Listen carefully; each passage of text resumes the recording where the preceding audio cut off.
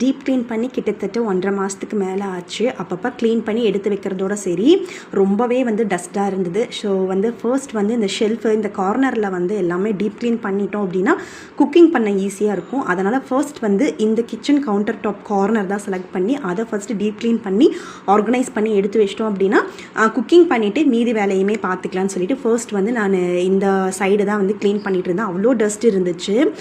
So ஃபைனலாக வந்து எல்லாத்தையுமே டீப் க்ளீன் பண்ணி முடிச்சுட்டு அரேஞ்ச் பண்ண ஆரம்பிச்சிட்டேன்.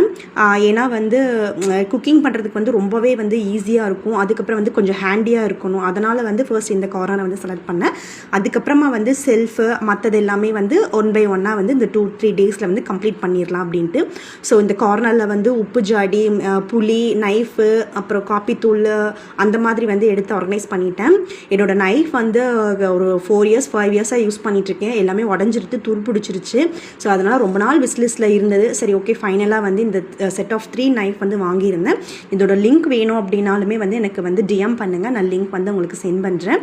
அதுக்கப்புறம் வந்து பார்த்திங்க அப்படின்னா இந்த மசாலா தூள் இதெல்லாமே அரைச்சி அதுக்கப்புறம் தான் வந்து ரீஸ்டாக்கே பண்ணணும். ஆயில்ஸ் எல்லாமே வந்து காலியாகி கழுவி வச்சுருந்தேன், அதையுமே ரீஸ்டாக் பண்ணியாச்சு. நம்ம வந்து பார்த்திங்க அப்படின்னா அந்தந்த ஒர்க்கை வந்து கண்டிப்பாக வந்து கரெக்டாக வெல் ஆர்கனைஸ் பண்ணி கம்ப்ளீட் பண்ணிடணும். இல்லை அப்படின்னா வந்து அந்த ஒர்க் வந்து பெண்டிங்கில் இருந்துகிட்டே இருக்கிற மாதிரி எனக்கு ஃபீல் ஆகும் பர்சனலாக. எப்போயுமே இப்படி தான், மந்த்லி ஒன்ஸ் வந்து நான் எப்போயுமே டீப் க்ளீன் பண்ணிடுவேன். இந்த டைம் கொஞ்சமே டிலே ஆகிடுச்சு. இதுக்கப்புறம் வந்து கண்டினியூஸாக வந்து இந்த 1 month வந்து டீப் க்ளீன் பண்ணிடணுன்ற ஒரு இதில் தான் இருக்கேன். பிகாஸ் அவ்வளோ டஸ்ட்டாக இருந்தது. இதுக்கப்புறம் வந்து இந்த கார்னரில் வந்து பார்த்திங்க அப்படின்னா ரொம்ப ஹேண்டியாக, அதுக்கப்புறம் வந்து ரொம்ப மெஸ் ஆகாமல் மினிமலாக வச்சுக்கணுன்னு தான் எதிர்பார்த்தேன். அதுக்கு தகுந்த மாதிரி நான் வந்து செட்டும் பண்ணியிருக்கேன். இதோட ஃபைனல் அவுட்புட் வந்து நான் அடுத்த நெக்ஸ்ட் வீடியோவில் உங்களுக்கு நான் அப்டேட் பண்ணுறேன். இந்த மாதிரி இன்ஃபர்மேஷன், அதுக்கப்புறம் வந்து டிப்ஸு இந்த மாதிரி வேணும்னு நினச்சிங்கன்னா மறக்காமல் என் பேஜை ஃபாலோ பண்ணி வச்சுக்கோங்க. இதுக்கப்புறம் நெக்ஸ்ட் வீடியோவில் 1 by 1 டீட்டெயில்ஸாக வந்து எல்லா ப்ராடக்டோட டீட்டெயில்ஸுமே நான் கொடுக்குறேன். இன்கேஸ் உங்களுக்கு எதுவும் தேவைப்பட்டுச்சு அப்படின்னா வந்து எனக்கு டிஎம் பண்ணுங்கள். நான் இதில் இருக்க லிங்க்ஸ் வந்து உங்களுக்கு நான் சென்ட் பண்ணி விடுறேன்.